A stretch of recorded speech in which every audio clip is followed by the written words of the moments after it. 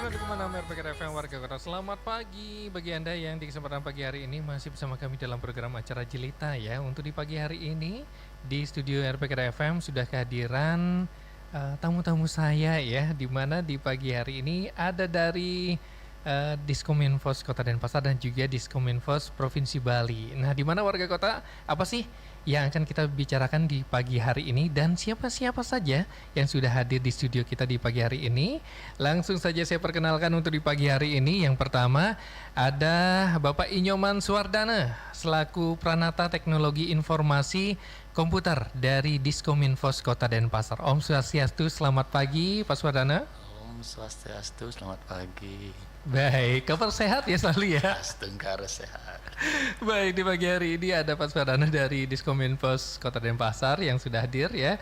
Lalu yang berikutnya ini ada Ibu Niwayan Noni Putri Rahayu dari Sandimen atau merupakan Sandimen ahli pertama Diskominfos Provinsi Bali ya. Om Swastiastu, selamat pagi Ibu. Swastiastu, selamat pagi Pak Beni. Baik, saya panggilnya Ibu Noni apa Ibu Putri nih? Ibu Noni aja. Ibu Pak. Noni aja, Iya. Baik Ibu Noni. Selamat pagi Ibu Noni ya. Selamat pagi Pak. Baik, yang terakhir ada Ibu Niputu Tina Julianti selaku Pranata Komputer ahli pertama Diskominfos Provinsi Bali. Om Swastiastu, selamat pagi. Om Swastiastu, selamat pagi Pak Beni. Selamat pagi Ibu Tina di pagi hari ini ya.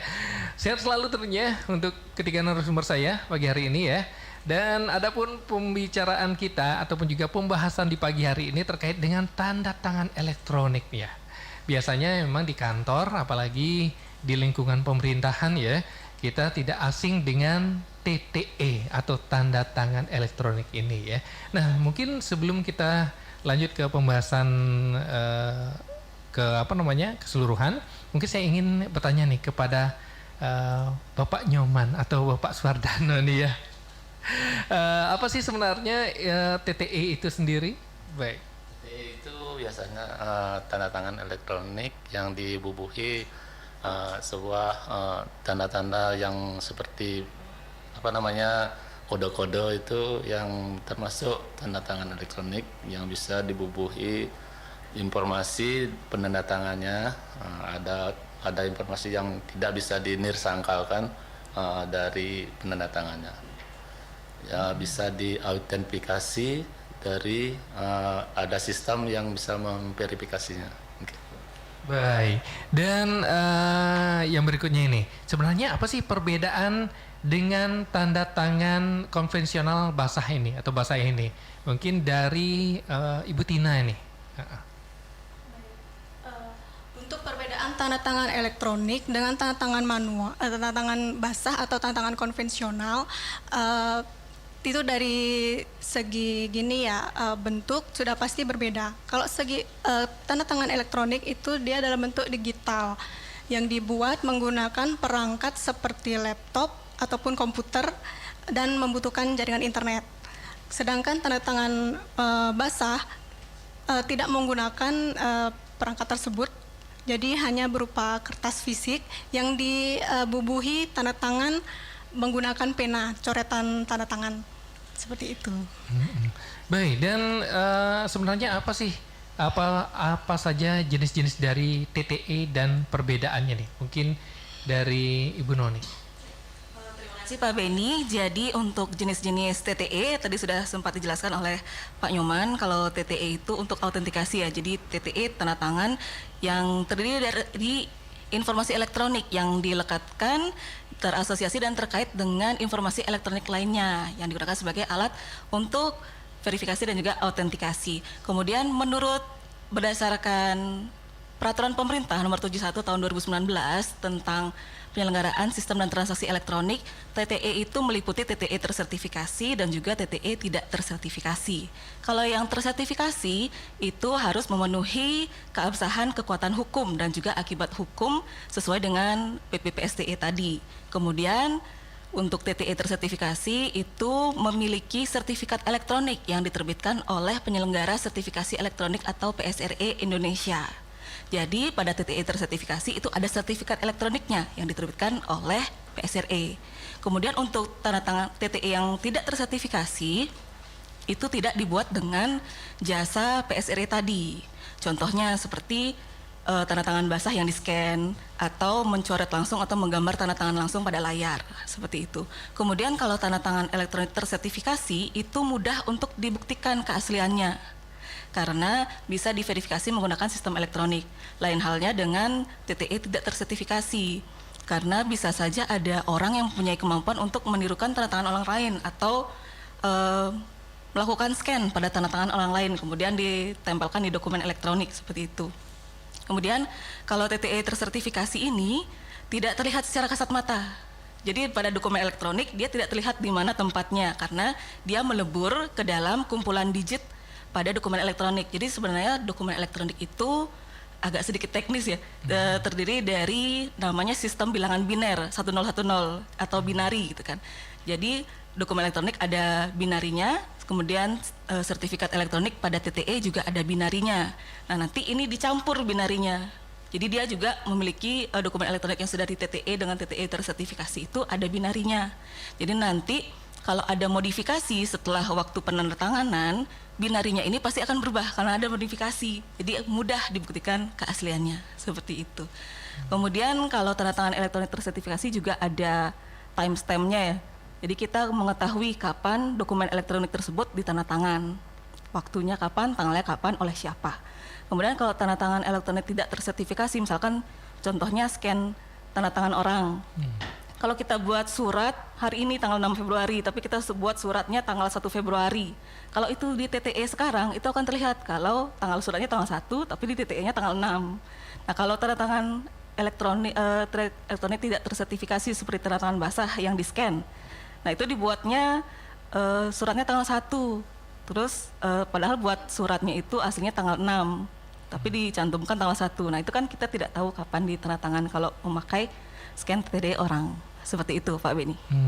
Baik, dan untuk penggunaannya sendiri nih dari TTE ini sebenarnya untuk jenis surat yang seperti apa saja nih? Dan juga bagaimana terkait keabsahan TTE, apakah sudah memiliki kekuatan hukum yang sah? Mungkin dari Pak Nyoman.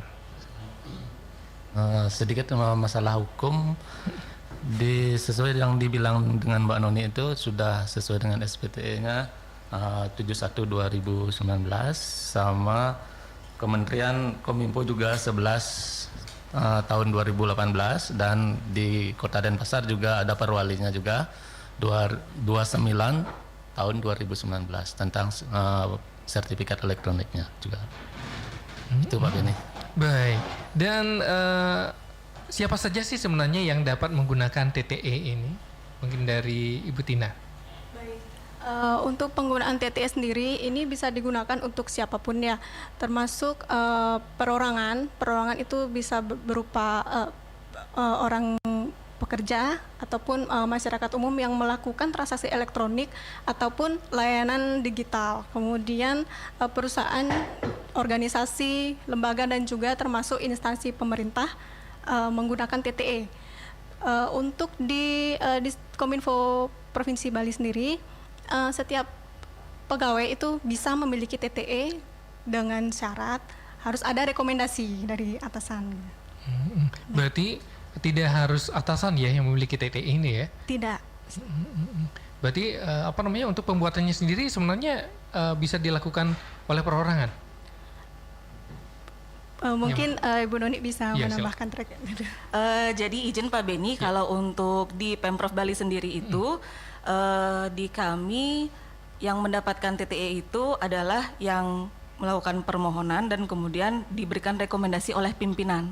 Jadi kalau pimpinan sudah setuju ACC untuk ditindaklanjuti, nanti kami akan bantu untuk asistensi penerbitannya. Karena kalau saya sendiri selaku verifikator di Pemprov Bali, jadi saya nanti ketika sudah mendapatkan disposisi dari pimpinan untuk menerbitkan TTE untuk seseorang, itu nanti kami akan juga terbitkan email dinas. Jadi salah satu syaratnya itu rekomendasi pimpinan, kemudian ada email dinasnya.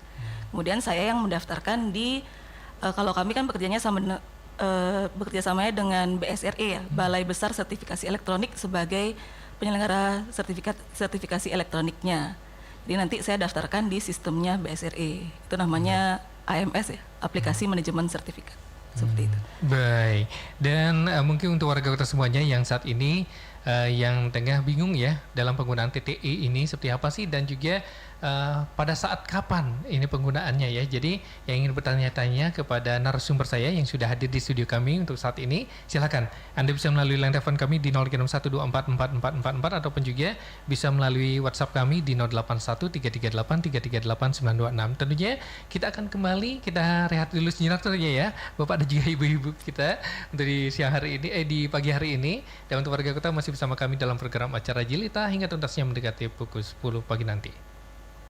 Ini masih bersama kami dalam program acara Jelita, dan warga kota melanjutkan kebersamaan kita untuk di pagi hari ini dan bersama narasumber yang sudah hadir di studio kami dalam talkshow publikasi terkait dengan penggunaan TTE atau tanda tangan elektronik ya.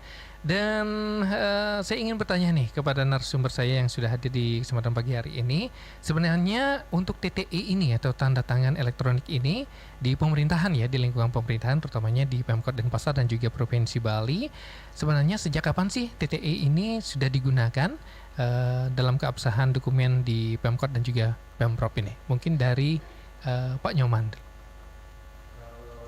Pemerintah Kota Denpasar kita diimplementasikan dari tahun 2019. Itu sudah kita terapkan pada kepala OPD dan kepala desa dan lurahnya. Itu Pak Beni. Kalau di tahun 2024 kita sasarkan kepada ASN-nya, seluruh ASN. Berarti awalnya di tahun 2019 ya? 2019. Baik. Lalu untuk dari provinsi sendiri nih, sejak kapan? Baik Pak Beni, kalau untuk di Pemprov Bali itu secara resmi sudah menggunakan TTE tersertifikasi sejak Maret 2020 ya. Sejak 4 Maret 2020 itu bekerja sama dengan tadi sempat saya singgung dengan Balai Besar Sertifikasi Elektronik atau BSRE. Dulu sebutannya Balai Sertifikasi Elektronik, sekarang Balai Besar Sertifikasi Elektronik. Nah, sampai saat ini yang sudah difasilitasi TTE tersertifikasi itu adalah ada eselon 1, eselon 2, kemudian sekretaris, kepala UPTD, kemudian kepala SMAN, SMKN dan SLBN se-Bali. Kemudian ada juga pejabat pembuat komitmen, kemudian bendahara, dokter dan juga tenaga kesehatan. Nah, untuk penerbitannya itu sendiri tadi sempat disinggung memerlukan rekomendasi dari pimpinan dan juga email dinas. Nah, untuk TTE-nya kami itu berlaku selama 2 tahun. Jadi setiap 2 tahun sekali harus diperpanjang, dan jika seandainya nanti si pemegang TTE sudah pensiun atau sudah tidak menjadi bagian lagi dari Pemprov Bali, TTE-nya akan kami cabut beserta juga email dinasnya. Nah, untuk dokumennya sendiri yang sudah diimplementasikan TTE, penggunaan TTE, itu ada dokumen elektronik berupa persuratan, kemudian perizinan yang dikeluarkan oleh Dinas PMPTSP, kemudian ada surat keputusan Kepala Perangkat Daerah, surat keputusan Gubernur, salinan Perda dan juga Pergub. Seperti itu. Kemudian kalau dari Pemprov Bali sendiri itu masih ada kebutuhan ya Pak untuk mencetak dokumen. Jadi dokumen elektronik yang sudah di TTE itu dicetak, masih ada kebutuhan untuk dicetaknya secara fisik. Jadi kami juga untuk dokumen elektronik yang sudah di TTE kemudian akan dicetak bisa dilengkapi dengan QR code. Jadi nanti kalau sudah dicetak kemudian ingin dicek, itu QR code-nya bisa di-scan, nanti QR code-nya akan mengarahkan ke dokumen elektronik yang asli. Seperti itu, karena masih ada kebutuhan untuk mencetak dokumen, beberapa kebutuhan. Seperti itu, Pak Beni. Baik, untuk implementasinya sendiri dalam penggunaan TTE ini di Pemkot maupun di Provinsi Bali seperti apa? Mungkin dari Pak Nyoman. Untuk implementasi penggunaan TTE-nya sendiri. Implementasinya ini kita menggunakan di aplikasi Identik namanya. Kalau aplikasi Identik itu sistem informasi dengan tanda tangan elektronik. Itu sistem yang kita gunakan di pemerintah Kota Denpasar. Berarti ada aplikasinya sendiri ya? Aplikasi sendiri. Seandainya ada dinas-dinas lain yang menggunakan aplikasi lain dari aplikasi Identik itu, nanti bisa diintegrasikan dengan aplikasi Identik. Dia akan nge-link dia ke aplikasi Identik. Cuma satu aja yang didaftarkan di BSRE-nya. Itu Pak Beni. Baik. Lalu untuk dari provinsi sendiri nih, adakah aplikasi sendiri? dalam implementasinya? Ya, silakan. Kalau di Provinsi Bali ada beberapa aplikasi yang telah terintegrasi dengan sistem di BSRE digunakan untuk tanda tangan elektronik. Ada aplikasi kantor virtual, itu digunakan untuk surat menyurat ya. Jadi kalau kita memproses sebuah surat untuk mendapatkan tanda tangan dari pimpinan melalui digital agar tidak menggunakan fisik lagi gitu. Kemudian ada e-Prestest itu untuk perizinan. Kemudian ada juga aplikasi langsung dari BSRE itu bisa. Baik. Lalu untuk tujuannya nih dalam penggunaan TTE di Pemkot Denpasar maupun di Provinsi Bali nih, mungkin dari Pak Nyoman dulu deh. Kalau tujuannya sih sangat simpel sebenarnya. Untuk memudahkan kita penandatangan. Seandainya kita berangkat keluar jauh biar tidak mengganggu aktivitas, kita kan mempermudah waktu, mempersingkat katanya, mempersingkat waktu untuk dokumen kita yang supaya cepat jadinya nih Pak Beni. Itu lebih menyimpulkan kita untuk menandatangan dan cepat jadinya. Itu Pak Beni. Berarti untuk fleksibilitasnya ya. Baik. Iya. Lalu untuk dari provinsi sendiri seperti apa?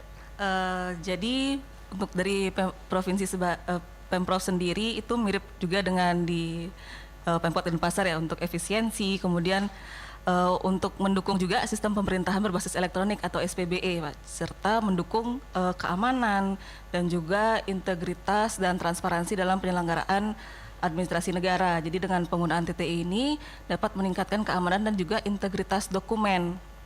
Dan dengan menghindari dari pemalsuan seperti yang saya jelaskan tadi. Jadi kalau ada pemalsuan terhadap dokumen elektronik yang sudah TTE, ada perubahan setelah waktu penandatanganan bisa diketahui.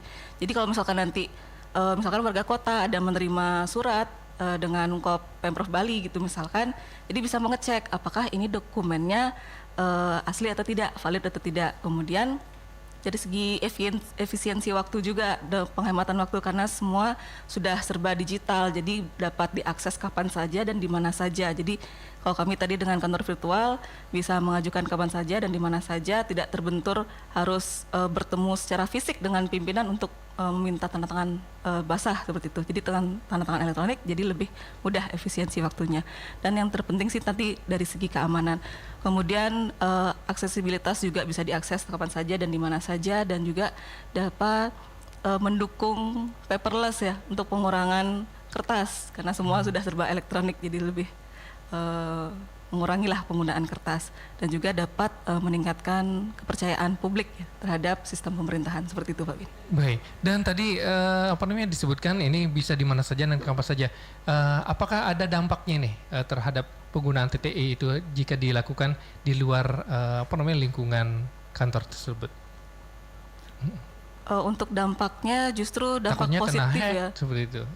Kalau terkena hack itu kembali lagi ke pemegang TTE-nya ya, Pak ya. Nah, kalau untuk di Pemprov Bali itu untuk membubuhkan TTE, kita kan harus ada yang namanya passphrase. Passphrase ini seperti password. Jadi ketika akan membubuhkan TTE itu tersambungnya dengan NIK, dan ketika akan melakukan penandatanganan itu tinggal memasukkan passphrase. Nah, kalau passphrase-nya ini yang bocor, nah bisa saja orang lain yang menggunakan. Jadi menandatangan, misalkan saya punya TTE atas nama saya Noni gitu. Kemudian passphrase saya misalkan bocor. Nah, ada orang yang tahu. Nah, orang itu bisa melakukan tanda tangan di dokumen atas nama saya tanpa sepengetahuan saya, seperti itu. Nah, itu sifatnya nirsangkal. Jadi ketika nanti ada tuntutan atau apa, loh ini benar bahwa Ibu Noni yang sudah tanda tangan, biarpun bukan saya yang tanda tangan. Nah, itu karena passphrase-nya yang bocor, seperti itu. Jadi sifatnya seperti yang sempat disinggung Pak Nyoman tadi, itu nirsangkal, seperti itu. Baik, lalu untuk berikutnya adalah bagaimana sih sebenarnya cara memverifikasi dokumen yang berisi TTE ini? Baik. Dari Noni. Iya. Ya. Mungkin dari Pemprov Bali, Bapak, ya, nanti silakan. dilanjut dengan di Pemkot Denpasar. Oke. Nah, jadi kalau untuk memverifikasi dokumen elektronik yang sudah ber-TTE tersertifikasi ya, kalau di kami di Pemprov Bali itu menggunakan aplikasi seperti disinggung oleh Bu Tina tadi, aplikasi BeSign yang dikembangkan oleh BSRE. Ada BeSign versi mobile dan juga ada versi desktopnya. Itu bisa diunduh melalui websitenya BSRE di bsre.bssn.go.id. Kemudian bisa juga menggunakan website dari Kemenkomdigi. Nah, itu bisa diakses melalui tte.kominfo.go.id/verify-pdf. Nah, contohnya misalkan Bapak Ibu misalkan menerima dokumen elektronik nih melalui pesan messenger seperti WhatsApp, menerima surat di WhatsApp, kemudian sudah menginstal aplikasi Bisign Mobile di handphonenya. Nanti ketika membuka dokumennya itu bisa memilih opsi untuk buka dengan Bisign. Jadi ketika sudah dibuka dengan Bisign, nanti di atasnya itu akan muncul notifikasi kalau misalkan dokumennya sudah di TTE, akan muncul notif bahwa dokumen ini mengandung TTE. Nah, di kanannya ada tombol lihat. Nah, ketika diklik lihat, itu akan muncul informasi verifikasinya. Kalau valid, nanti akan muncul bahwa dokumennya itu valid dan juga sertifikat yang digunakan terpercaya. Kalau klik detail lagi, kita bisa lihat siapa penanda tangannya. Misalkan Kadiskominfos Provinsi Bali, terteralah nama beliau, kemudian kapan beliau melakukan TTE, ada timestampnya seperti itu, Pak Beni. Baik. Lalu apakah bisa memverifikasi TTE pada dokumen elektronik yang sudah dicetak nih? Mungkin dari Pak Nyo. Kalau di dinas Kominfo di Kota Denpasar terutamanya, kalau di Denpasar bisa dibuktikan dengan menycan barcode-nya. Barcode-nya Nike bukan merupakan tanda tangan. Kalau tanda tangannya Nike nanti diverifikasi, kita scan barcode-nya, kita nanti akan menuju file yang kita cari. Sesuai dengan barcode-nya Nike, nanti diujikan dengan aplikasi identik itu. Sesuai dengan yang dibilang Mbak Noni juga, Bisign juga bisa, yang punya kementerian juga bisa, di kita juga mempunyai aplikasi identik untuk memverifikasi siapa penanda tangannya, kapan ditandatangani, jam berapa, detik berapa, bisa di kita lihat. Itu Pak Ben. Baik, apakah ada kerentanan nih dalam penggunaan TTE ini apabila kita mengajukan surat keluar seperti itu, keluar daerah, maksudnya keluar daerah Bali? Kalau untuk kerentanannya sendiri, mungkin nanti yang bisa muncul itu adalah kalau jenis suratnya nih. Kalau misalkan sudah di TTE, kemudian jenis suratnya rahasia, itu kan harus diberlakukan dengan berbeda nih. Jadi mungkin kerentanannya kalau dari lebih ke sisi manusianya sih jadinya Pak. Karena biasanya kan sisi terlemah dari teknologi itu ya dari sisi manusianya ya. Jadi sekarang sudah tidak sistemnya lagi yang dibobol, tapi manusianya yang di social engineering seperti itu. Jadi ketika misalkan ada surat yang sudah di TTE kemudian sifatnya rahasia tapi tidak diperlakukan dengan semestinya, misalkan dibagikan di WhatsApp gitu, dikirim lewat WhatsApp atau dibagikan lewat sarana elektronik lainnya, komunikasi elektronik lainnya, itu bisa saja ada kemungkinan bocor suratnya. Nah, kalau di kami ada namanya itu penggunaan email Sanapati. Jadi email sudah terenkripsi jalurnya, jadi lebih aman. Lebih ke perlakuan terhadap dokumen yang sudah di TTE sih kerentanannya Pak, sama tadi yang paspres tadi. Nah, sama kalau misalkan nih tadi kan sempat ditanyakan bisa tidak dokumen elektronik itu dokumen elektronik yang dicetak itu dibuktikan ada tidak TTE-nya. Nah, kalau untuk membuktikan TTE pada dokumen cetak itu tentu saja tidak bisa karena TTE itu adanya di dokumen elektronik. Jadi kalau sudah dicetak dia harus dikembalikan lagi ke bentuk elektroniknya. Jadi seperti Pak Nyoman tadi kan di-scan QR code-nya, kalau di Pemprov Bali juga di-scan QR code-nya nanti dibawa ke dokumen aslinya. Nah, itu baru kita bisa verifikasi ada atau tidak dokumen elektroniknya. Nah, yang terjadi di masyarakat mungkin misalkan ada surat 5 lembar. Kemudian dicetak hanya 3 lembar saja. Nah, mungkin kan itu masyarakat mendapatkan informasinya sepotong. Nah, jadi kerentanannya mungkin nanti ada di sana. Jadi masyarakat tidak mendapatkan full informasinya, atau ternyata yang mencetak dokumen ini sudah melakukan perubahan pada dokumennya kemudian dicetak kan tidak diketahui. Nah, kalau dengan scan QR code nanti kita dibawa ke dokumen aslinya. Oh, ternyata ada suratnya ada 5 lembar nih. Jadi informasinya full. Terus ternyata ada perubahan nih di dokumen yang cetak. Kita sudah dibawa ke dokumen aslinya. Oh, ini yang dokumen aslinya, informasi aslinya seperti ini. Jadi seperti itu mungkin kerentanan-kerentanan yang bisa terjadi dampaknya. Baik, wah memang sebenarnya untuk dokumen apalagi terkait dengan pemerintahan ini memang sangat riskan sekali ya. Jadi perlu kiranya untuk pembatasan dan juga banyak sekali untuk penanganannya di dalam elektronik itu ya. Apalagi terkait dengan TTE ini yang tentunya melibatkan pimpinan tentunya ya. Baik, dan nampaknya seru juga pembahasan kita di pagi hari ini, namun waktu juga membatasi kesempatan kita ya. Namun sebelum kita akhiri mungkin saya ingin mengetahui nih pesan dan juga yang ingin disampaikan kepada masyarakat nih, terutama terkait dengan keabsahan dokumen apalagi yang berkaitan dengan pemerintahan ini atau yang pengajuan ke pemerintah. Mungkin dari Panyo dulu, dari Benoni dulu deh, boleh deh, dari pihak provinsi deh, silakan.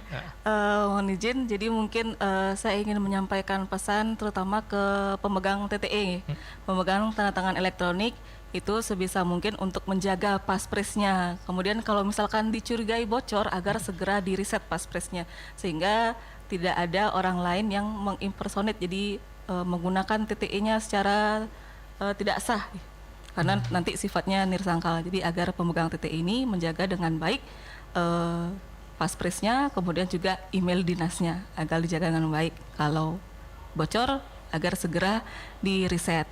Nah, kemudian untuk masyarakat, misalkan mendapatkan warga kota, misalkan mendapatkan surat atau dokumen elektronik mengatasnamakan Pemprov misalkan atau Pemkot, nah itu agar dicek terlebih dahulu, jangan langsung percaya dengan isinya. Lebih baik kalau menerima dokumen elektronik atau yang dicetak itu dicek dulu apakah dokumennya itu valid, TTE-nya valid.